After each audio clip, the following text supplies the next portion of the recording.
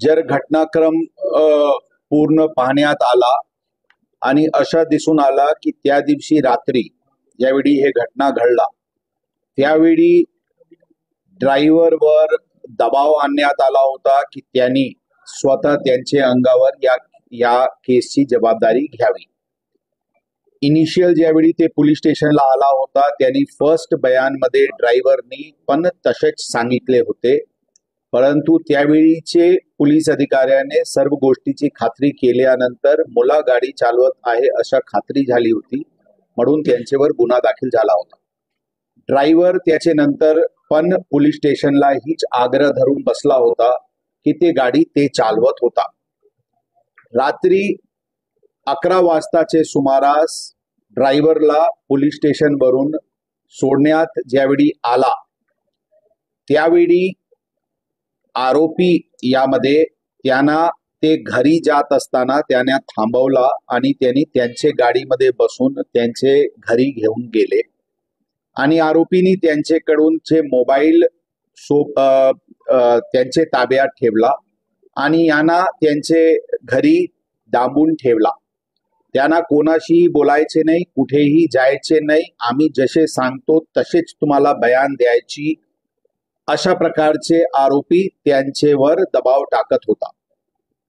पुढच्या दिवशी त्यांची बायको आणि इतर फॅमिली मेंबर्स हे घरी आल्या नसल्यामुळे शोधत शोधत ते त्यांचे आरोपीचे घरी पोहोचले आणि तिथे त्यांनी ओरडाओरडा करून शेवटी यांना तिथून घेऊन गेले। याचे नंतर हे ड्रायव्हर अत्यंत भीतीचे वातावरणात होता। परवा त्यांना शोधून क्राईम ब्रांचकडे आणण्यात आला होता आणि त्यांचे बयान घेण्यात आली होती आणि काल काही बयानमधला काही गोष्टी प्राथमिक कोरोबरेट करण्यात आली आणि नंतर काल गुन्हा 342, 365 आणि 368 रॉंगफुल कन्फाइनमेंट, किडनॅपिंग, एबडक्शन आणि दमदाटी अशा प्रकारचे गुन्हा 2 आरोपी विरुद्ध दाखल करण्यात आलेली आहे। एक आरोपी यांना अटक करण्यात आलेली आहे, त्यांना आज कोर्टात प्रोड्यूस करण्यात येते। दुसरा जे आरोपी आहे ते सध्या ज्युडिशियल कस्टडीमध्ये असल्यामुळे त्याचे प्रोसिजर करून त्यांना ताब्यात घेण्याची कारवाई करण्यात येईल।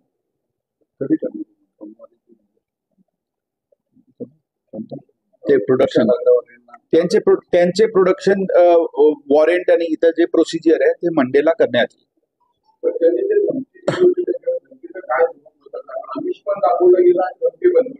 बरोबर आहे, तुम्ही तुमचे अंगावर घ्या, तुम्हाला भरपूर गिफ्ट देऊ, बक्षीस देऊ, जे तुम्ही मागणार ते आम्ही देऊ। तुम्ही बोलले काही दुसरा काही हे केले, पहिले ते झाला, नंतर ते काही तुम्ही वेगळा बोलले, काही वेगळा स्टँड घेतले तर तुम्हाला बघून घेऊ, तुम्हाला वेगवेगळे प्रकारचे त्यांना धमकी देण्यात आली। आता संपूर्ण हे आज सकाळी घटनास्थळ पंचनामा पण स्पॉटचे झालेली आहे। आता आज त्याचे प्रोड्यूस करून PCR घेऊन मोबाईल फोन्स आणि इतर जे काही रिकव्हरी त्यांच्याकडून करायचे त्याची प्रक्रिया पूर्ण करण्यात येईल।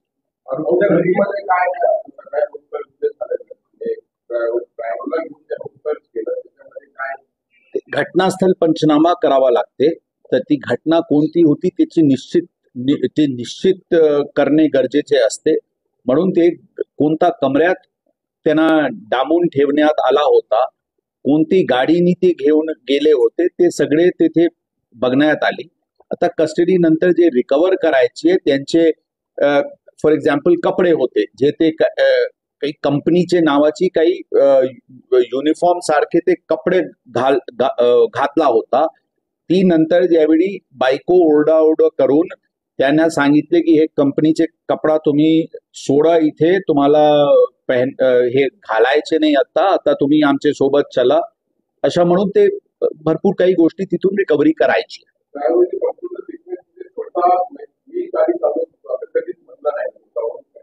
कधी नाही, ड्रायव्हर म्हणतात की आम्ही चालवतच नव्हते, आमची काही हेच नव्हती, आम्हाला जबरदस्ती ते आम्ही दाखवून आणि दबाव तंत्राचे वापर करून ते करत होते, ते नाही हे झाला. मी सुरुवातीला दबावमध्ये स्टेटमेंट दिले होते पोलीस स्टेशनला, नंतर पोलिसांचे लक्षात आला होता.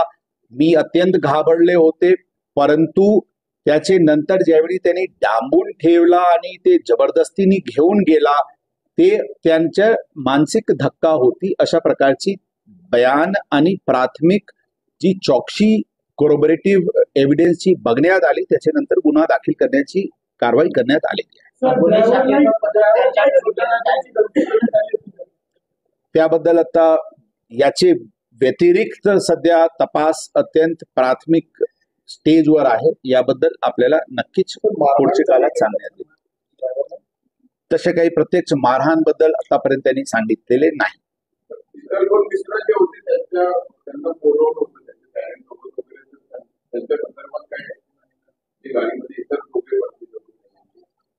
नाही, त्यांचे जबाब प्रथम दिवशी झाला होता. आता ते आमच्यासाठी विटनेस आहे. सध्या त्यांना बोलवण्यात आलेली नाही, परंतु आमची तपास पथक त्यांच्याशी संपर्कात आहे. वेळोवेळी त्यांचे ते जुवेनाईल असल्यामुळे त्यांना बोलवता येत नाही, परंतु त्यांच्या घरी जाऊन त्यांच्याकडून विचारपूसची कारवाई वगैरे सुरू आहे.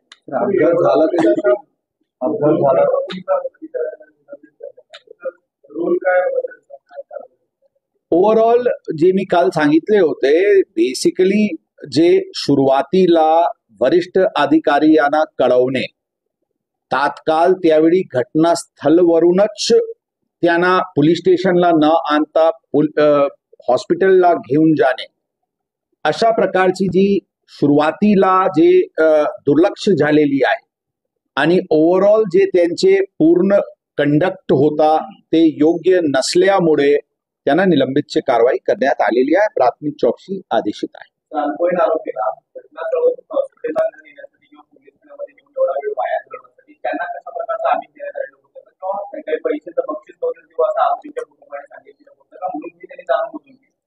पोलिसांनी नाही, आम्ही त्याचबद्दल आपल्याला वारंवार सांगत आहे की अशा प्रकारचे कोणताही गोष्टी आमच्या समोर आलेली नाही, परंतु एंड रिझल्ट आपण जर बघितले तर ड्रायव्हर बदलण्याची प्रयत्न नातेवाईकांकडून करण्यात आली होती. ही वस्तुस्थिती रेकॉर्डवर आलेली आहे. तरी पण पोलिसांनी गुन्हा जे त्यावेळी दाखल केला ते दाखल लहान मुलांवरच केलेले आहे. म्हणून अशा प्रकारचे काही वेगळे काही प्रकार पोलीस स्टेशनला गैरप्रकार घडलेले असतील, हे ग्राह्य धरण्यासाठी तितकत काही कन्क्लुजनवर पोहोचता येत नाही. या गाडीत 5 जण होते, असं स्टेटमेंट ड्रायव्हरने दिलंय. त्यातला एक जण अजूनही अनआयडेंटिफाईड. तो नेमका कोण होता, त्याची काय माहिती ती समोर येते अजून, कारण 2 जणांची स्टेटमेंट झाली, विटनेस देत नाही ना, पण आणखी एक जण आहे तो अनआयडेंटिफाईड. बरोबर है, ते सर्व दिशेनी आता तपासला गती आलेली आहे. सुरुवातीला वेगवेगळे कारणात कोर्टचे विषय आणि इत्यादी अनुषंगाने तपास जे होता ते आता गती पकडलेली आहे आणि सर्व दिशेने या प्रकरणाची तपास सुरू आहे.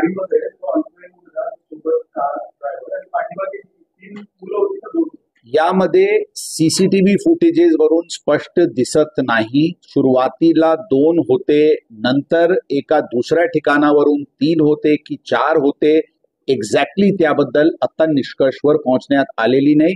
त्या सर्व दिशेनी युद्ध पातळीवर या प्रकरणाची तपास सुरू आहे.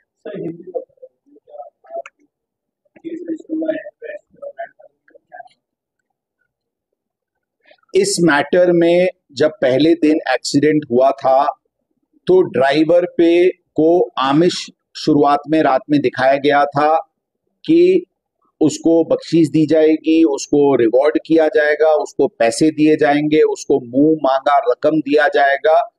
वो खुद गाड़ी चला रहा था, ऐसा प्रकार का बयान वो पुलिस स्टेशन में दे.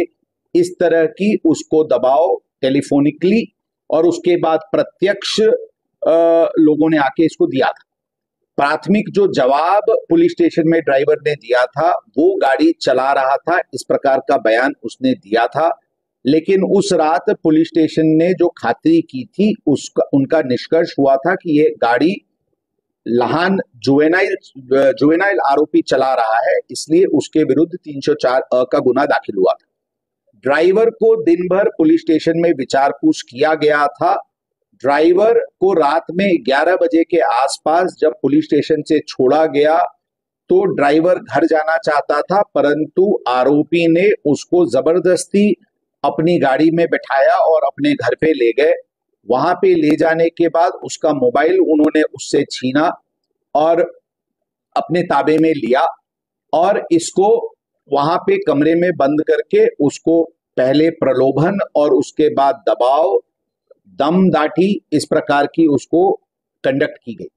अगले दिन दोपहर तक जब वो घर नहीं पहुंचा तो उसकी वाइफ और उसके बच्चे और नातेवाईक खोजते हुए इनके आरोपी के घर पे पहुंचे और उन्होंने वहां पे थोड़ा सा हंगामा किया और उन्होंने इसको ड्राइवर को जबरदस्ती वो कंपनी का कपड़ा उतार दो और तुमको इनकी नौकरी करने की जरूरत नहीं है, इस प्रकार का कह के उसको वो वहां से ले गए।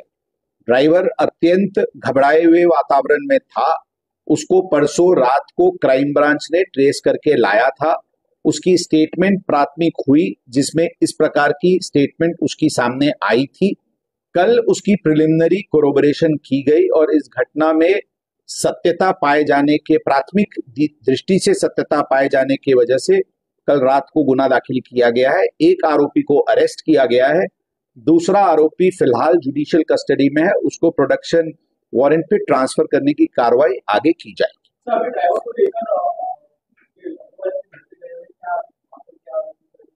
वहां पे आज घटनास्थल पंचनामा जो कि स्पॉट को आइडेंटिफाई करने के लिए होता है वो किया गया है।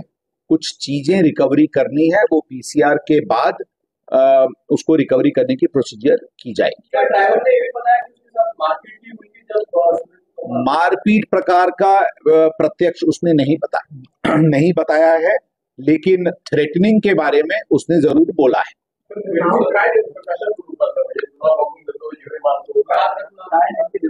तशाच प्रकारची धमकी आहे या विषयावर आपल्याला आता नंतर नक्कीच कळवण्यात येते।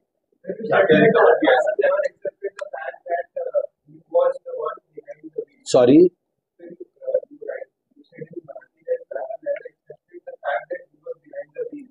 driver in the first statement when he came to the police, when he was brought to the police station from the spot, the first statement which he gave in writing was that he was driving the car.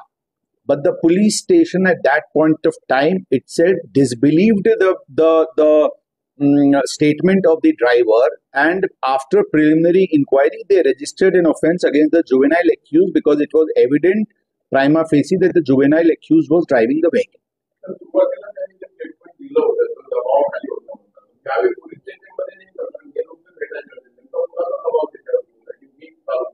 यावेळी त्यांना मी सांगितले, त्यांना first telephone call, first इंड्युसमेंट त्यांना टेलिफोनवर आला होता। नंतर physically आरोपीचे नातेवाईक ज्यावेळी तिथे पोहोचले होते त्यांनी त्यांना इंड्यूस आणि काही प्रॉमिस काही केला होता आणि नंतर त्यांना त्यावेळी पण दम देण्यात आला होता आणि ड्रायव्हर म्हणतात की त्यावेळी त्यांची मनोस्थिती अत्यंत अत्यंत ते मनोस्थिती योग्य नव्हती।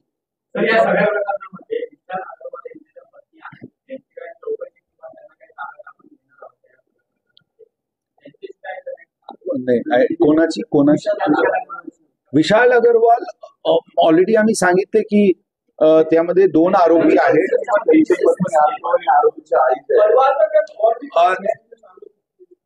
तपास की जा रही है, जो फिरियाद में आया है उसके अनुषंगाने गुना दाखिल किया गया है। तपास में जो भी बात सामने आएगी उसके तहत कार्रवाई की जाएगी।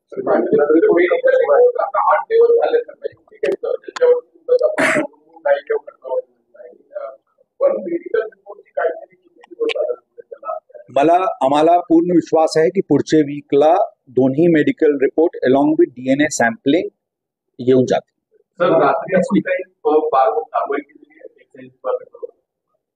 आम्ही काल आमची जशा मी सांगितले होते ओव्हरऑल पब कल्चरचे विरोधात जे ओव्हरऑल एक जनभावना उमटलेली आहे आणि खरं पबचे न्यूसेन्स मोठ्या प्रमाणात आहे हे लक्षात ठेवून वेगवेगळे उपाययोजना ऑलरेडी सुरू करण्यात आली आहे.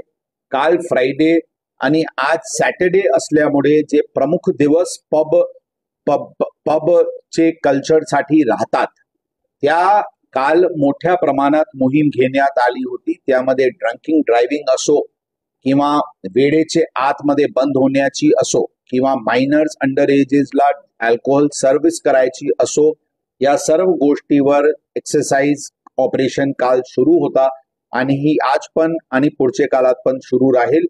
त्याचबरोबर सर्व प्रकारचे असे जे इलिगॅलिटीज रात्रीचे काळात चालत असतील त्याचे विरुद्ध पण मोठ्या प्रमाणात मोहीम सुरू करण्यात आलेली आहे.